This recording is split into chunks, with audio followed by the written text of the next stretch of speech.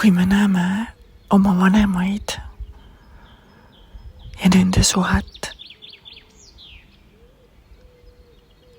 ja me näeme nende majanduslikku võimekust, nende majanduslikku hakkamasaamist, tunnete, armastuse ja rahaga ümberkäimise oskust ja võimekust, siis me näeme seda ja me õpime seda. Me õpime seda oma vanematelt ja me õpime seda oma vanavanematelt. Ja alateadlikult me võtame selle endaga kaasa.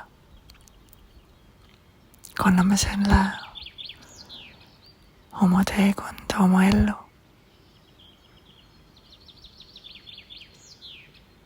Ja nii kummaline, kui see ka ei ole, siis hakkame alateadlikult seda sama mustrit kordama. Sest kogemustel on meie uskumustesse nii tugev jõud. Ja kui me ühel hetkel taipame, et me tegelikult oleme unikaalsed, eraldiseisvad, puhtad lehed ja me ei pea tegelikult võtma kaasa neid uskumusi läbi nende kogemuste, vaid võime need uskumused vabaks lasta